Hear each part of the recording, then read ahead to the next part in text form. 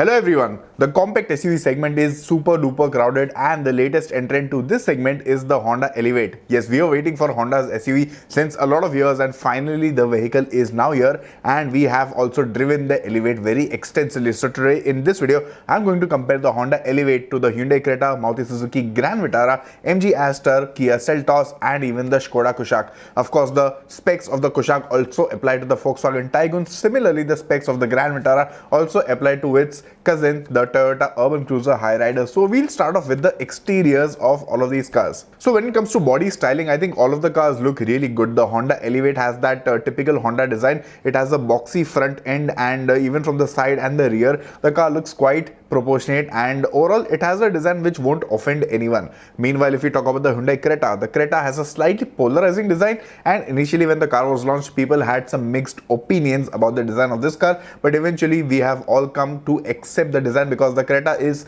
super duper popular on our roads. Coming to the Grand Vitara and the Urban Cruiser Hyryder, both of these cars look similar in a lot of ways because of course they are essentially technically the same cars, but again both the cars have some minor differences too and they are also quite good lookers. The Grand Vitara has some sharp elements up front and the Urban Cruiser Hyryder also looks quite sleek. Now coming to the MG Aster, the Aster has a very curvy design and it is essentially an ICE version of the MG ZS EV, so the styling bits are similar to its EV counterpart. The Aster doesn't have a lot of sharp design elements. Now coming to the Kia Seltos, the Seltos got a midlife update very recently wherein Kia Motors updated the design of the Seltos a little bit so that it looks modern, it looks a little more enhanced compared to the pre-facelift model. I think the Seltos looks the sportiest out of this entire segment. Now coming to the Skoda Kushaq, well the Kushaq also has a very clean design, it looks understated and of course some bits are similar to its cousin, the Volkswagen Tiguan, but again both the automakers Skoda and Volkswagen have done their bit to ensure that both the cars look different also. So Tiguan and the Kushaq, both of them have their own identities, but of course they are a little similar also. So that's about it in terms of design. Now if I talk about the dimensions, the Kia Seltos is the longest car in the segment, the MG Aster is the widest car in the segment and also the Aster is the tallest car in the segment. Now talking about the wheelbase, the Kushaq and the Tiguan have the longest wheelbase in the segment at 2651 millimeters, while at second place we have the Honda Elevate at 2650 millimeters. After that come all the rivals. On Indian roads, ground clearance is very important and the Honda Elevate has the highest ground clearance of 220 millimeters in this segment, while the MG Aster has the least ground clearance of 180 millimeters, but again at 180 also it is quite good. In terms of boot capacity, the MG Aster has the biggest boot in the segment at 488 liters, while the Grand Vitara Hybrid and the Urban Cruiser Hyryder Hybrid have the smallest boot in the segment. Now talking about the fuel tank capacity, the Honda Elevate has the smallest fuel tank over here at 40 liters, while the MG Aster, the Grand Vitara and the Urban Cruiser Hyryder have a 45 liter fuel tank capacity. All the other cars in the segment have a 50 liter fuel tank capacity. The Kia Seltos is the only car in this segment to get 18-inch wheels, so it gets 215/55/18 tires. Meanwhile, the Honda Elevate gets 215/55/17 tires, the Hyundai Creta gets 215/60/17 tires, the Grand Vitara and the Urban Cruiser Hyryder get again the same size as the Creta, 215/60/17. The Aster gets the same size as the Honda Elevate, which is 215/55/17, and coming to the Kushaq and the Tiguan, these cars get 205/55/17 tires. One thing which is common between all of these rivals is the fact that the spare wheel is a steel rim on all of these cars. None of them have an alloy wheel as a spare. So we have spoken enough about the exteriors. Which car's exterior, which car's design do you like the most? Let me know in the comment section below. And now we'll start talking about the interiors, the space, the features on offer, and again we'll start off with the newest car in the segment, which is the Honda Elevate. The Honda Elevate shares some of its parts with the Honda City, which isn't exactly a bad thing, and the quality on the inside is actually quite good. So the parts, the consistency of all the parts feels very consistent, and Honda has made good use of some soft touch materials on the dashboard as well. You get leatherette upholstery and the space management inside the cabin is really good. So Honda follows that philosophy of man maximum, machine minimum, and that has been implied on the Elevate also very nicely. So again, space at the front and even at the rear is indeed very good. Now coming to the Hyundai Creta, well the space levels between the Creta and the Seltos are quite similar because both of these cars are essentially similar because Hyundai and Kia are part of the same family, and space inside both of these cars is also quite good. So 5 people can sit comfortably in these cars, and space levels also feel a little better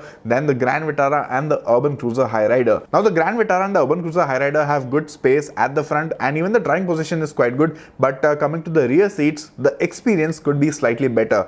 However, the good thing is that these Japanese these cars get 3 adjustable headrests at the rear. Meanwhile, the Elevate does not get a headrest for the rear middle passenger, and the same case applies with the Hyundai Creta also. The Kia Seltos thankfully gets 3 adjustable headrests at the rear with this latest update. Now coming to the MG Aster, space levels are okay inside the cabin, but the quality is on another level. The cabin feels very premium, and in fact in this entire segment the cabin of the MG Aster feels the most premium, and of course it has a lot of features, but nothing can beat the feature list of the Kia Seltos. Coming to the Kushaq and the Taigun, these cars also have good quality materials on the inside. Some bits could be better, some bits could be a little more premium, but space management has been done very nicely, and a lot of clever elements are found inside the cabins of both of these cars. So again, rear seat space is quite good on the Kushaq and the Taigun, but I think the Honda Elevate has the best space in the segment for sure, followed by the Seltos and the Creta. Now coming to the ergonomics, I think all of these cars have amazing ergonomics because all of them are made very nicely for Indian conditions. So the Elevate, the Grand Vitara, the Urban Cruiser Hyryder, all of them feel very easy to use. All the controls feel very easy to reach, and you just feel at home in these cars. And the same applies to the Hyundai Creta and the Kia Seltos also, because again all the controls are within easy reach of your arm. Now the Seltos has the highest number of features in this segment, so it takes a little while to get used to everything, because the update which it got recently over the pre-facelift model, that has a lot of changes on the inside. But once you get the hang of it, I think you will feel at home even in the Seltos. The Kushaq and the Taigun are also ergonomic in their own way. They have some typical European touches in the cabin, and I think people who like European cars, they will definitely have a thing for the Taigun and the Kushaq.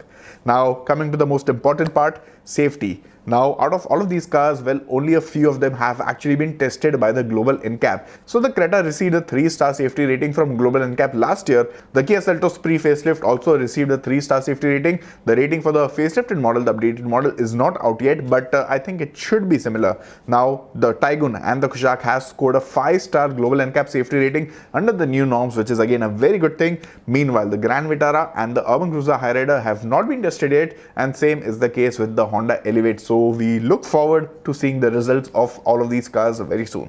What do you get in terms of safety features? Well, the good thing is that the top end variants of all of these cars get 6 airbags as standard, which is a very nice thing. In fact, some of these cars like the Kia Seltos also get 6 airbags as standard right from the base model. In fact, the Seltos also gets rear disc brakes as standard from the base model, which again I think is a master stroke by Kia. The Honda Elevate, the MG Aster and the Kia Seltos are the only cars in this segment to get ADAS features right now, but the Seltos and the Aster get the highest number of ADAS features, and these are radar based ADAS features. Meanwhile, the Honda Elevate gets a camera based ADAS system. The ADAS equipment on the Elevate is also a little lesser compared to the Seltos and the Aster. So while these two cars are level 2 ADAS certified, Honda Elevate could be level 1.5. The Creta does not get ADAS right now, but it will get in the near future with the facelifted version, and the Grand Vitara, the Urban Cruiser Hyryder, the Taigun and the Kushaq also don't have ADAS features. Now we'll discuss the infotainment systems of all of these cars. Now the good thing is that most of these cars have a screen which is slightly bigger than 10 inches in size. The Honda Elevate gets a nice 10.25 inch touchscreen, which is actually better than the one on the Honda City, and the clarity and the responsiveness is quite good. Meanwhile, the Hyundai Creta also gets a 10.25 inch screen. The Seltos also gets a 10.25 inch screen. The user interface on both of these screens is obviously a little different, but both of them offer very nice user friendliness and responsiveness. The MG Aster gets a smaller screen which is 10.1 inches, and while the screen is good, while it has a lot of functions and features, the screen does feel a little laggy to use, and the responsiveness could be a little better. The Grand Vitara and the Urban Cruiser Hyryder get a 9-inch screen, again which is responsive but not as fluid as the one on the Elevate or the Creta or the Seltos. The Kushaq and the Taigun also get 10-inch screens. Again, these also have a lot of features and functions. The responsiveness and the user friendliness is good, but these cars are known to have some minor issues with the touchscreen. All of these cars have Android Auto, Apple CarPlay as standard, and all of them have very nice sounding speakers, but I think the Kia Seltos and the Hyundai Creta have the best sounding audio system in the segment, followed by the Taigun and the Kushaq, and then we have the Elevate, the Grand Vitara and the Urban Cruiser Hyryder. The MG Aster also has a very decent sounding audio system, but nothing can come close to the Koreans, especially in this department. The Honda Elevate gets 4 speakers and 2 tweeters. The Hyundai Creta and the Kia Seltos get 8 speakers including a subwoofer. The Volkswagen Taigun and the Skoda Kushaq get 6 speakers, and the MG Aster also gets 6 speakers. Similarly, the Grand Vitara and the Urban Cruiser Hyryder also get a 6 speaker setup for the infotainment system. Now the good thing is that most of these cars come with a digital instrument cluster. So on the Honda Elevate, you get a part analog, part digital cluster, and the same applies to the Hyundai Creta. The Seltos gets a new cluster which is all digital, similar to the Hyundai Alcazar, while the Grand Vitara and the Urban Cruiser Hyrider Hybrid also have a digital cluster, while the non-hybrid variants have an analog cluster. The MG Astor also has a digital cluster, while on the top-end variants of the Taygun and the Kushaq, you get a digital cluster as well, while on the mid variants and the lower variants, you get analog dials. So we are done with the exteriors and the interiors. Now it is time to talk about the performance, and again we'll start off with the Honda Elevate because this is the latest car in the segment. The Elevate gets a 1.5 litre iVTEC petrol engine which makes around 120 PS of power and 145 Newton meters of torque. This same engine is shared with the Honda City, and of course while the City also gets a hybrid powertrain, that is missing on the Honda Elevate. Now the iVTEC engine is offered with a 6-speed manual or a 7-step CVT, and the gear ratios of the manual have been reworked a bit so that the first gear and the second gear feel a little different compared to the Honda City. Now the iVTEC engine is very smooth, very refined, very reliable, very efficient, and it offers good performance. In fact, the Elevate manual is really fun to drive. Now the CVT is also very convenient, but the rubber band effect is felt a lot, and somehow it does not feel very enthusiastic in terms of the performance that it delivers. The Elevate manual is something that enthusiasts will really like, but having a hybrid in this car would really be a big positive for Honda. Now we'll come to the Hyundai Creta. The Creta gets two engine options right now. There used to be a turbo petrol also which was discontinued recently, and the facelifted version will obviously get the 1.5 turbo shared with the Verna and the Seltos, but right now it has two engine options. 1.5 naturally aspirated petrol making 115 PS of power and around 145 Newton meters of torque. This is offered with a 6-speed manual or an IVT. IVT is basically the same as a CVT. The second engine on the Creta is again a 1.5 litre engine. This is diesel, and this one also makes 115 PS of power along with 250 Newton meters of torque. This is offered with a 6-speed manual or a 6-speed torque converter automatic. Both the engines on the Creta are very refined, very smooth. The petrol engine on the Creta is not as enthusiastic as the one on the Honda Elevate, but it does the job well for city duties. For highway munching, the diesel is amazing. So it has a nice blend of performance, efficiency, and it is also decently refined. Now, the same engines are offered on the Kia Seltos also, and the performance is similar, but the Seltos also gets an additional engine which is a 1.5 litre turbo petrol engine, which is the most powerful engine in the segment, making 160 PS of power and 253 Newton meters of torque. Now this engine is a monster. It has very enthusiastic performance. It makes the car very fun to drive, and the acceleration timings are also quite quick. Now this engine on the Seltos is offered with a 7-speed DCT or a 6-speed IMT. There's no proper manual offered. Similarly, the Seltos diesel does not get a manual, it gets an IMT, and I think the IMT is also quite convenient. So you have the fun of a manual gearbox with the convenience, the ease of use of an automatic. So the 1.5 turbo petrol is something that again enthusiasts will like.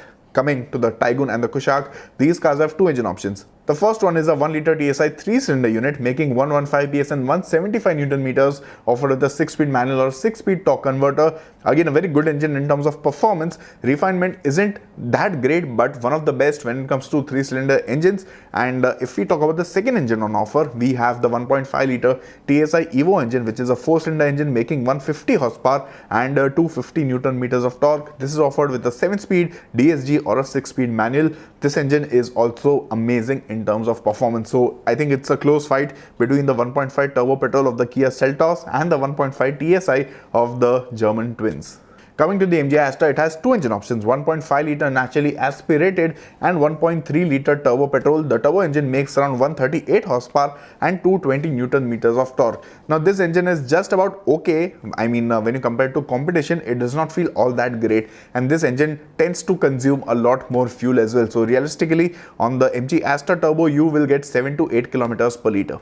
Similarly, if I have to talk about the mileage figures for the other cars, the Elevate will give 10 to 11 kilometers per litre in the city and a little more on the highways. With the Creta and the Seltos petrol, you will get 10-11 in the city, around 13-14 on the highway with the naturally aspirated petrol engines, and 15-16 probably in the city and around 17-18 on the highway with the diesel powertrains. Talking about the German cars, with the 1 liter TSI, you can expect around 10 kilometers per liter in the city, around 12-13 on the highways. It can obviously go up or go down depending on your driving condition, the way you drive, where you're driving, and of course the traffic situations. And the 1.5 TSI is actually more efficient than the 1 liter TSI because it has cylinder deactivation technology. So again, on highways, while you're cruising, you can expect much better mileage on the 1.5 liter TSI, but in the city, it does tend to consume fuel. Talking about fuel, finally we have the Grand Vitara and the Urban Cruiser Hyrider. Both of these cars get two engine options. The first one is a 1.5 liter K15C naturally aspirated petrol engine making around 105 horsepower, and this one is okay in terms of performance, not very enthusiastic, not very eager. It does the job, but that's about it. And this one gives around 12-13 in the city and a little more on the highway. But the second powertrain on these cars is a pure hybrid powertrain, so that is really amazing, not just in terms of performance but also in terms of efficiency, making these two cars the most efficient cars in the segment. So the 1.5 liter hybrid powertrain on the Grand Vitara and the Urban Cruiser Hyrider makes around 91 horsepower and 122 Newton meters of torque. Additionally, you also get a battery which is mounted in the boot of the car, and below 40-50 kilometers per hour, these two cars run on EV mode, thus the fuel consumption goes down, and you can expect around 20 to 25 kilometers per liter from these two cars. So the cost of running really comes down over here. The Grand Vitara and the Urban Cruiser Hyrider also get the option of all-wheel drive using Suzuki's all-grip technology. So these two are the only cars in the segment to get all-wheel drive, and of course the only cars in the segment to get hybrid. So that's about it. We spoke about the engines and the performance in detail. Coming to comfort, I think all the cars are very nicely comfortable. Of course, all of them have different suspension tunes and setups, but all of them have been tuned nicely for Indian roads, and they feel quite nice over potholes or bad roads, even on highways. So if you're looking to buy one of these cars, I think you should take back-to-back test drives, and that way you will come to know which car's comfort and ambience do you like the most and which car appeals to your family more than others. So yeah, that's about it. Comfort levels are quite nice on all of these cars, and in terms of driving pleasure, I think the Kushaq and the Taigun are the most fun to drive cars in the segment with a very high amount of driver involvement. Meanwhile, the Kia Seltos also offers good fun behind the wheel of the car, though I think the steering feedback could be better on the Seltos. The suspension setup is quite nice. It is a little on the stiffer side, and similarly with the Hyundai Creta, the suspension is a little soft, but the steering feels vague, and somehow a little more communication would be better. The steering on the Grand Vitara and the Urban Cruiser Hyrider could also be a little more communicative, because on both of these cars also it feels a little vague and not very involving. And coming to the Honda Elevate, the Elevate has a good balance of ride and handling. The ride quality is soft enough for our roads, and the steering also offers good feel and feedback. So I think enthusiasts, they will like the Kushaq, the Taigun and the Elevate in that order, but of course only the manual with the Elevate. Braking performance is good on all of these cars, but it is only the Kia Seltos which gets rear disc brakes as standard on every variant of the car. So finally, what are the pricing details of all of these cars? What is the exact amount that you will have to shell out if you buy any of these? So right now we don't know the prices of the Honda Elevate. They will be announced in a few weeks from now, but I am expecting the Elevate to be priced between rupees 13 to rupees 19 lakh on road Mumbai. And if Honda wants to sell a good number of units of this car, they will have to undercut the rivals by a little margin, because they are already entering a very crowded segment. Coming to the Hyundai Creta, the Creta gets multiple variants on offer, so there's something for every kind of buyer. So you get the base model at 12.9 lakh on road Mumbai, and the top end variant goes up to 23.03 lakh OTR. And coming to the Kia Seltos, which is essentially a cousin of the Creta, the pricing is a little similar. So it starts from 12.98 lakh on road and goes up to 23.67 lakh. Coming to the Kushaq, it is 13.64 lakh and goes up to 23.3 lakh. While if we talk about the Aster starts at 12.88 lakh and goes up to 22.09 lakh. The Grand Vitara can be also 12.57 to 23.27 lakh. Now the difference between the Kushaq and Taigun is not very much. Similarly, the difference between the Hyrider and the Grand Vitara is also quite small. So all of these cars are priced in close vicinity of each other. All of them have something unique to offer. The Elevate is spacious, it is decently fun to drive, and comes backed by Honda's reliability, but it misses out on a few features. And similarly, if you talk about the Creta is one of the best all-rounders in the segment, but it does not have a turbo petrol engine right now, and the design may not appeal to everyone. The Kia Seltos is the car which offers the most in this segment for the price. It has the highest amount of features, it has the most engine options, and the pricing is quite value for money when you see the whole package. The Kushaq and the Taigun obviously have a 5-star safety rating. They are fun to drive, but they don't have a diesel or a hybrid powertrain. coming to the Grand Vitara and the Hyrider, they are not very exciting cars. They are a little neutral, but they offer a hybrid powertrain which no one else offers, and the MG Aster offers the most amount of tech in the car, and there's an EV version of this car available as well. So that's about it. I have summed up all the cars from my side. Now, if you want to buy any of these cars, all you have to do is visit all the dealerships, take long test drives, take consecutive back-to-back test drives. That way you will know which car suits your requirements the best and which one appeals to your heartstrings the most, and then let me know in the comment section below which one you ended up buying. So that's about it from my side. Thank you so much for watching this video, and make sure to hit the like button and share the video with all of your friends.